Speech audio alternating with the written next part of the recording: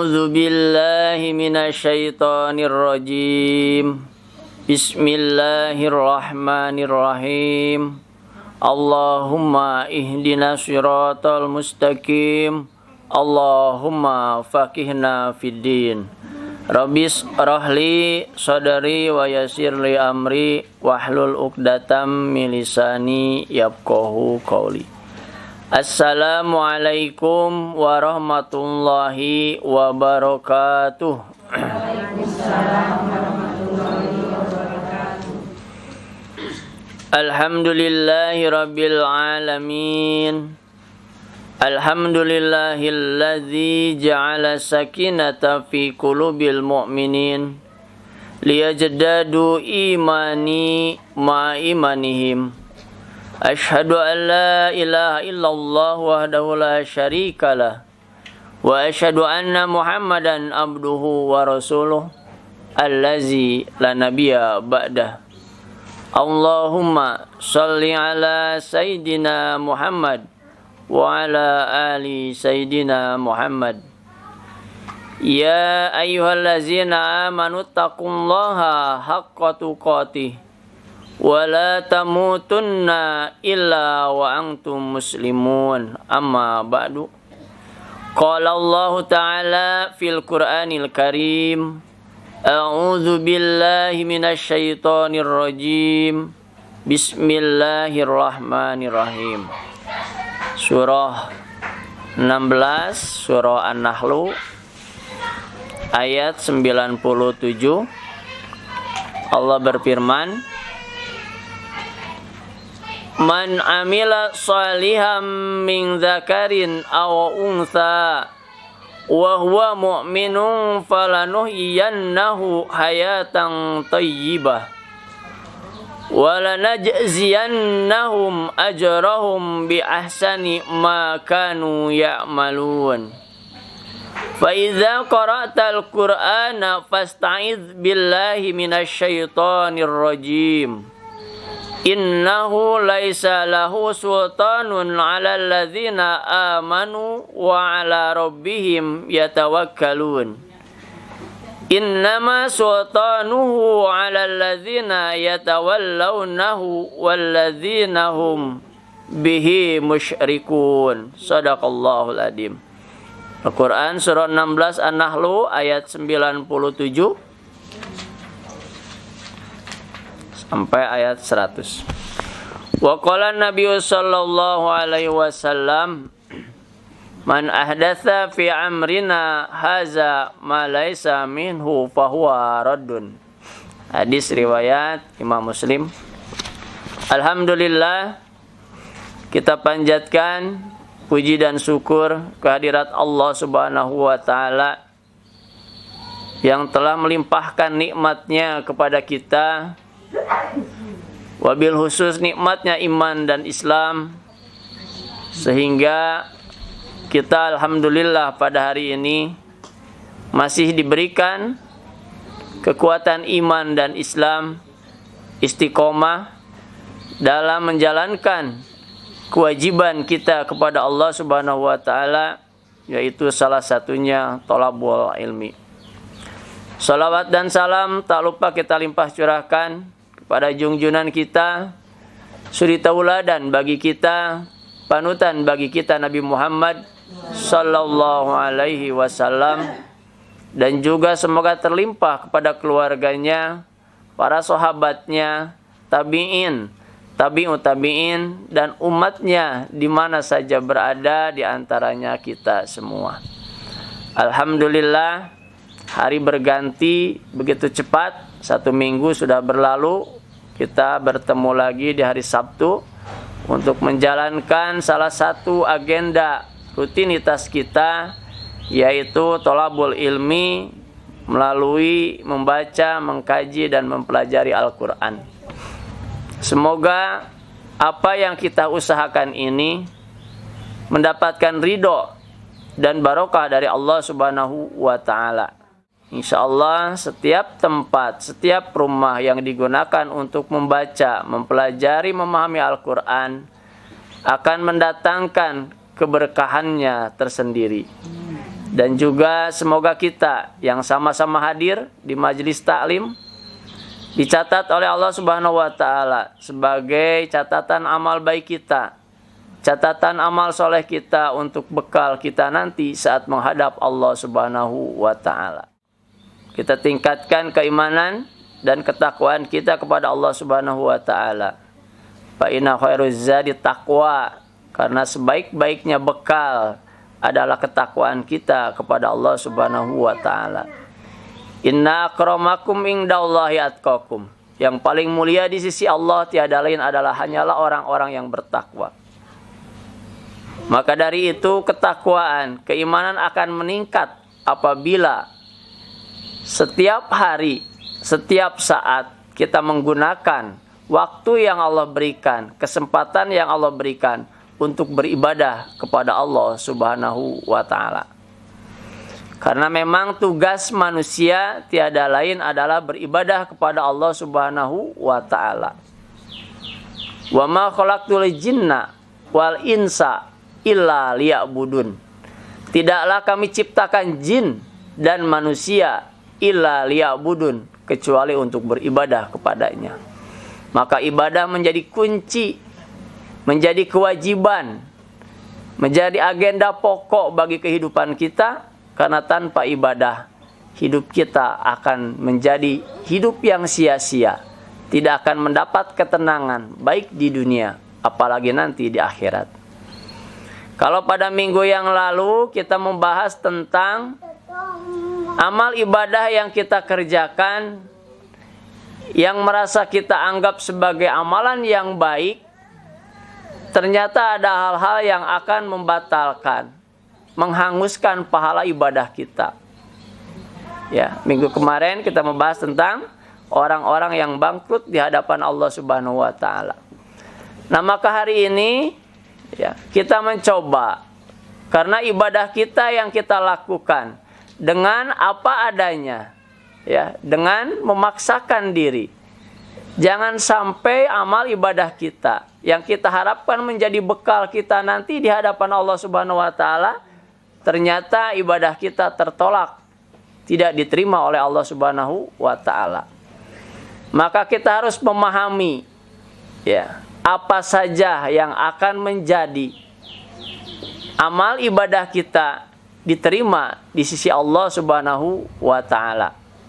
Saya akan mencoba mengangkat 3 syarat mutlak yang harus kita miliki agar kita amal ibadahnya diterima oleh Allah Subhanahu wa taala. Yang pertama, syarat ibadah kita agar diterima oleh Allah Subhanahu wa taala adalah iman.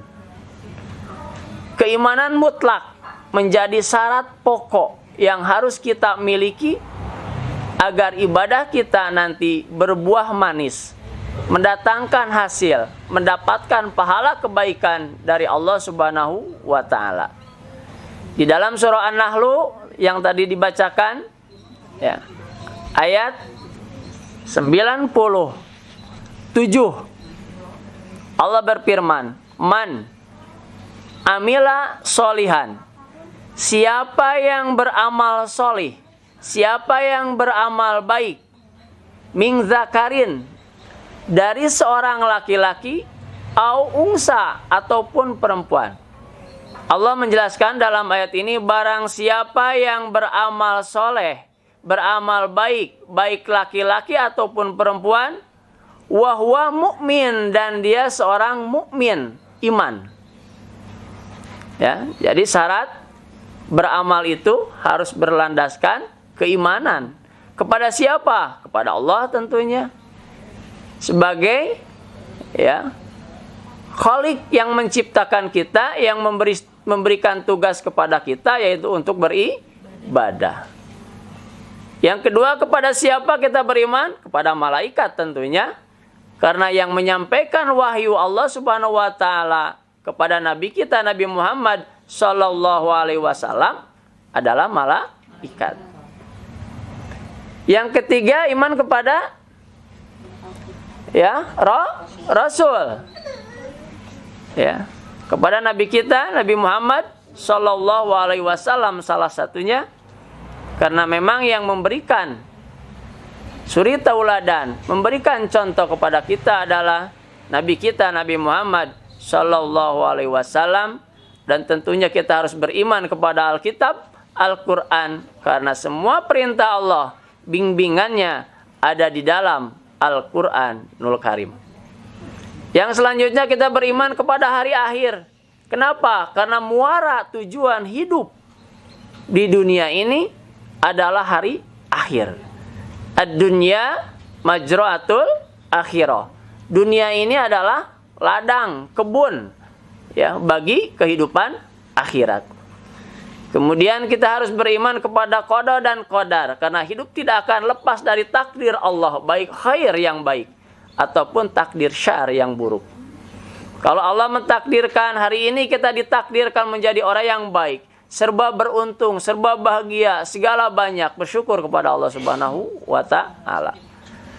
Tapi kalau hari ini kita sedang ditakdirkan oleh Allah Subhanahu wa Ta'ala mendapatkan musibah, mendapatkan ujian, mendapatkan kesusahan, maka kuncinya adalah bersabar kepada Allah Subhanahu wa Ta'ala. Iman menjadi syarat mutlak bagi kita agar ibadah kita diterima oleh Allah Subhanahu wa Ta'ala. Falanuhyiyannahu, maka sungguh kami akan beri ia kehidupan, hayatan thayyibah, penghidupan atau kehidupan thayyibah yang baik. Jadi kata Allah, siapa yang beriman, siapa yang beramal soleh, baik laki-laki ataupun perempuan, dan dia seorang mukmin, maka kata Allah dia akan diberi kehidupan yang baik. Jaminan dari Allah Subhanahu wa Ta'ala. Maka kalau hari ini hidup kita merasa belum baik, belum bahagia aja, maka kita tinggal perbaiki keimanan kita, karena yang menjamin adalah Allah Subhanahu wa Ta'ala. Siapa yang beramal soleh, beramal baik, baik laki-laki ataupun perempuan, dan dia seorang mukmin, beriman kepada Allah, maka dijamin oleh Allah Subhanahu wa Ta'ala dengan huruf taukidnya, wala, wa dan la, pasti, sungguh. La ini huruf taukid, jadi tidak main-main, sungguh, ya. Najiannakum, kami akan memberikan balasan alladzina sobaru, kepada orang-orang yang sobar. Sobar di dalam menjalankan ibadah, sobar di dalam mendapatkan musibah, sobar di dalam mendidik anak, sobar menjadi kunci utama dalam ibadah kita selain seorang mukmin. Karena kalau sholat tidak dilaksanakan dengan sobar, maka sholat kita pasti akan tergesa-gesa. Ada juga orang yang sobar tapi tidak sholat, maka kesobarannya akan juga tertolak di hadapan Allah Subhanahu wa Ta'ala. Makanya di dalam ayat lain Allah berfirman, wasta'inu bis-sabri was-shalah, dan mohon pertolonganlah kalian kepada Allah bis-sabri, dengan kesabaran, was-shalah, dan dengan sholat. Di dalam ayat ini menjelaskan, ya, walanaziyannahum, dan sungguh dan pasti akan kami balas mereka, siapa yang beramal soleh tadi, ajrahum, yaitu dengan pahala, biahsanin, dengan yang lebih baik, makanu ya'malun, apa yang mereka telah kerjakan. Allah menjanjikan kepada orang yang beramal soleh, baik laki-laki ataupun perempuan, dan dia seorang mukmin, balasannya biahsani, akan lebih baik dari apa yang kita usahakan. Karena memang Allah senantiasa melipat gandakan pahala kebaikan orang-orang yang beribadah kepadanya.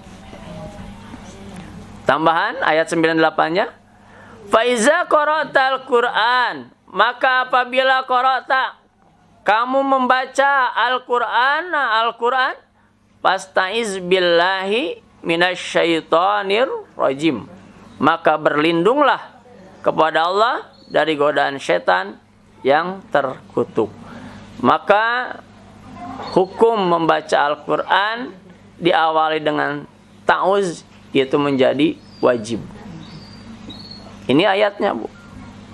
Fa idza qara'tal Qur'an fasta'id billahi minasyaitonir rajim. Apabila kamu mau membaca Al-Qur'an, maka berlindunglah kepada Allah dari godaan setan yang dirajam, yang dikutuk. Bagaimana kalau basmalah?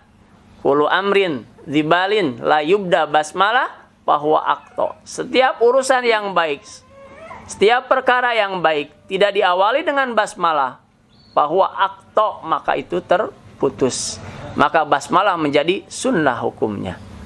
Maka kalau kita berbuat kebaikan, apapun itu, awali dengan basmalah agar pahalanya sempurna.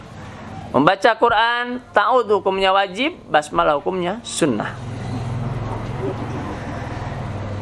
Innahu, sesungguhnya dia siapa? Syaitan. Laisa lahu sultanun. Setan itu tidak memiliki kekuasaan, kemampuan kepada siapa? Alal ladzina amanu, kepada orang-orang yang beriman. Maka kenapa kita amal ibadah harus dilandasi iman? Agar setan tidak berdaya menggoda kita. Wa ala rabbihim yatawakkalun. Setan juga tidak berdaya kepada orang-orang yang senantiasa bertawakal kepada Allah Subhanahu wa ta'ala. Hidup kita kadang-kadang diberikan kesenangan. Kadang-kadang Allah berikan juga kesusahan. Tawakal kepada Allah. Ikhtiar maksimal. Kemudian hasil kita pasrahkan kepada Allah Subhanahu wa ta'ala. Tawakal menjadi kunci menyadarkan hidup kita kepada Allah Subhanahu wa ta'ala. Jadi di ayat ini menjelaskan bahwa setan tidak akan berdaya kepada orang-orang yang beriman dan kepada orang-orang yang senantiasa bertawakal kepada Allah Subhanahu wa ta'ala. Innama sultanahu, sesungguhnya tiada lain setan itu akan berkuasa, akan mampu menggoda alal ladzina yatawallawnahu, yaitu kepada orang-orang yang menjadikan pemimpin. Siapa? Setan. Jadi setan ini akan mampu menggoda kepada orang-orang yang menjadikan setan itu sebagai pemimpin. Hidupnya senantiasa mengikuti hawa nafsu. Walladzina hum bihi musyrikun. Dan setan akan berkuasa menggoda kepada orang-orang yang musyrikun, orang-orang yang musyrik, yaitu menyekutukan Allah Subhanahu wa ta'ala. Jadi kalau kita pengen terlepas dari bujuk rayu gangguan setan, maka perkuatlah keimanan kita kepada Allah Subhanahu wa ta'ala. Syarat ibadah yang diterima salah satunya harus didasari keimanan. Itu surah An-Nahl ayat 97. Kemudian yang kedua, syarat mutlak yang harus dimiliki agar ibadah kita diterima oleh Allah Subhanahu wa ta'ala, yaitu ikhlas. Imannya kuat, ibadahnya tuh ikhlas. Ada ikhlas tapi tidak didasari keimanan. Ini harus melekat dua-duanya. Iman kepada Allah, kemudian di dalam melaksanakan ibadah kita harus dilaksanakan dengan ikhlas. Di dalam surah Az-Zumar ayat 2, ya, inna anzalna ilaikal kitaba bil haq fa'budullaha mukhlishal lahuddin. Inna anjalna, sesungguhnya kami telah menurunkan apa? Alkitab, Al-Quran. Bil haq, dengan benar. Fa'budullah, tuntunannya adalah, perintahnya adalah fa'budullah, maka beribadahlah kalian kepada Allah. Syaratnya apa? Mukhlishon, harus dengan ikhlas. Lahuddin, karena agama. Perbuatan itu akan diterima oleh Allah Subhanahu wa ta'ala didasari dengan keikhlasan dan mengharap ridho Allah semata-mata. Tidak mengharapkan pujian orang, tidak ingin dinilai orang, tidak ingin dibalas oleh orang lain. Harus ikhlas lillahi ta'ala. Kalau ibu memberikan kebaikan kepada orang lain, niat ibadah, tapi dengan harapan pengen dibalas oleh orang yang kita berikan kebaikan, maka balasan dari orang tersebut tidak akan jauh berbeda dengan apa yang kita berikan kepadanya. Tetapi kalau kita mengharapkan balasan dari Allah Subhanahu wa Ta'ala, maka Allah akan membalas dengan ahsan yang lebih baik. Ibu ngirim sayur ke tetangga samangkok, berbuat kebaikan. Karena sunnah Rasulullah, kalau kalian membuat sayur, memasak gulai, perbanyak airnya, bagikan ke tetangga. Osok bu, aya kitu caina hungkul dibagikan. Pedah eta cenah cing loba caina, maka kirim ke tetangga, dibikeun we caina hungkul. Kira-kira balasannya seperti apa kalau kita mengharap balasan dari tetangga yang kita beri? Mual lebih dari samangkok dah eta mulangkeun lagi mangkok. Ibu ngirim samangkok mual mungkin balik na jadi sajolang, tetap mangkok nu ibu. Eta ge lamun dieusian, lamun teu mah tong kukulutus. Balikan geuningan. Itu kalau kita mengharap balasan dari orang yang kita berikan. Tetapi kalau kita ikhlas, ridho lillahi ta'ala, kita membantu memberi kepada orang lain, maka kita harus mengharap ridho Allah Subhanahu wa Ta'ala. Biarkan Allah yang membalas, karena ahsan akan lebih baik. Ya, syarat mutlak ibadah yang akan diterima harus berdasarkan keikhlasan. Punya sifat riya sedikit, aduh bu, hancur amal kita. Sombong, ya, bahaya. Makanya betul-betul ikhlas ini adalah urusan hati, diperbaiki, ya. Kalau hati kita tidak diperbaiki, keikhlasan kita, siapa yang menilai? Allah Subhanahu wa Ta'ala. Tetangga, saudara, suami, anak belum tentu tahu ikhlas teu urang teh mere. Ya, yang tahu siapa? Diri sendiri. Karena apa? Ikhlas ini perbuatan hati. Tetapi Allah, wallahu ya'lamu bimatis sudur. Allah mengetahui isi hati manusia. Ikhlas.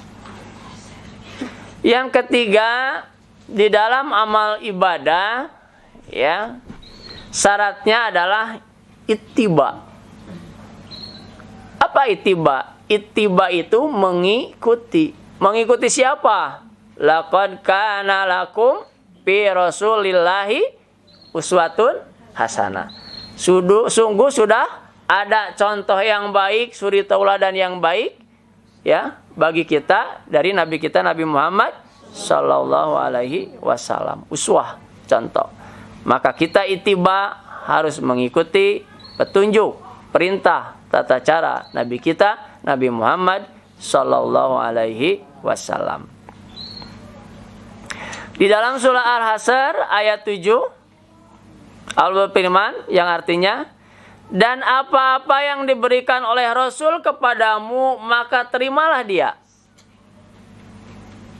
Perintahnya, Al-Hasyr ayat 7. Nanti silakan dipelajari di rumah. Dan yang dilarangnya bagimu, maka tinggalkanlah. Apa-apa yang diberikan Rasul, apa-apa yang dicontohkan Rasul, maka harus kita terima. Dan apa-apa yang dilarang oleh Rasulullah Sallallahu Alaihi Wasallam, maka mutlak harus kita tinggalkan. Kemudian, ya, kenapa kita harus ittiba? Ya, karena di dalam ibadah kepada Allah Subhanahu Wa Taala, tanpa ittiba kepada Nabi kita Nabi Muhammad Sallallahu Alaihi Wasallam, kita akan bingung. Bu, perintah wudu ada dalam surah Al-Maidah ayat 6. Ya.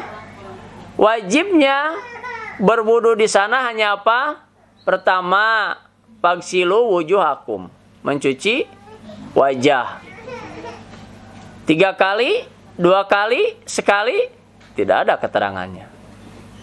Kemudian cuci tangan ilal marofik sampai siku.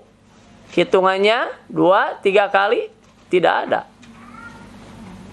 Berarti kepada siapa kita harus mencontoh? Kepada Rasulullah Sallallahu Alaihi Wasallam. Dijelaskan, disunahkan kata Rasulullah. Saat mau berwudu yang pertama, cuci tangan, jari-jari cuci sing bersih. 2, berkumur, kumur. Nggak ada dalam Al-Quran berkumur-kumur. Yang ketiga, menghirup air ke hidung. Baru membasuh wajah. Berapa kali? Disunahkan oleh Rasulullah 3 kali. Wajibnya 1 kali sesuai Al-Quran, tetapi sunnahnya 3 kali. Kemudian mencuci tangan 3 kali sampai sikut. Kiri 3, kanan 3, kiri 3. Ya, kemudian mengusap kepala, ya. Terus mencuci rambut. Awas, ibu masuk ngoer-ngoer rambut tungkul gitu. Ya. Di situ adalah ru'usakum, kepala kalian. Bukan sa'rukum, bukan rambut kalian, tapi ru'usakum. Ya, kepala kalian. Ya, itu cucinya. Kemudian kaki ilal ka'bain, sampai 2 mata kaki. Kalau kita tidak ittiba kepada Rasulullah, bingung, wudu-wudunya bingung. Ya, maka ittiba menjadi mutlak bagi kita, ya, mencontoh kepada Rasulullah sallallahu alaihi wasallam menjadi mutlak syarat diterimanya amal ibadah kita. Di dalam hadis Muslim, Rasulullah menjelaskan, man ahdasa fi amrina hada ma laisa minhu fahuwa raddun. Ya. Barang siapa yang mengamalkan suatu amalan yang tidak ada urusannya dari kami, fahuwa raddun. Kata Rasulullah, maka amal itu raddun, tertolak. Ya. Nah, itu adalah syarat diterimanya amal ibadah kita yang mutlak. Kemudian di dalam pelaksanaannya, yang pertama, terutama bab sholat nih, 1, ada syarat yang khusyuk. 2, tumanina. Ya, ikhlas sholat teh karena iman, ittiba ka Rasul, tapi aya kena nu sholatna rusuh. Cungkelik cungkedang, ya. Sami Allahu liman hamidah teh geus rek dongko dewa, ya. Makanya tumanina. Allahu akbar, simpan dulu tangan di dada, baru baca iftitah, baru baca Fatihah, baru baca surat. Allahu akbar, udah ruku, baru baca doa ruku. Ulah Allahu akbar geus dibaca doa ruku, encan ge ruku ge encan geus dibaca. Rusuh. Sami Allahu liman hamidah rabbana lakal hamdu. Nah, bari turun ke hanap rabbana lakal hamdu. Santai we. Berdiri dulu sebentar, rabbana wa hamdu, baru turun. Tumanina. Ya, kalau tidak tumanina, ya, salat kita akan tergesa-gesa. Termasuk fawailul lil musallin, maka neraka wel bagi orang yang salat. Ya, itu salah satu contoh kenapa kita harus ittiba kepada Rasul. Kemudian di dalam melaksanakan ibadah kita harus tumanina, kemudian penuh kehusuan, penuh dengan kesungguhan. Insyaallah kalau itu kita miliki, maka amal ibadah kita akan diterima oleh Allah Subhanahu wa taala. Sayangi ibadah kita yang sudah lelah-lelah kita kerjakan. Jangan sampai nanti ibadah kita merasa memiliki bekal yang banyak, bekal yang cukup saat menghadap Allah Subhanahu wa taala. Begitu nanti di mizan yaumil qiyamah, kita akan menjadi orang yang bangkrut. Karena apa? Ibadah kita tertolak. Maka dari itu, perbanyak juga istighfar dan berdoa kepada Allah Subhanahu wa taala agar apa? Agar ibadah kita diterima oleh Allah Subhanahu wa taala dan hilaf serta kesalahan kita diampuni oleh Allah Subhanahu wa taala. Itu saja mungkin yang bisa disampaikan, mudah-mudahan bisa bermanfaat bagi kita semua. Yang salahnya semoga Allah memaafkan kepada kita semua. Yang baiknya semoga menjadi tambahan ilmu dan pelajaran bagi kita semua. Semoga Allah senantiasa menurunkan rahmat dan barokahnya kepada kehidupan kita semua.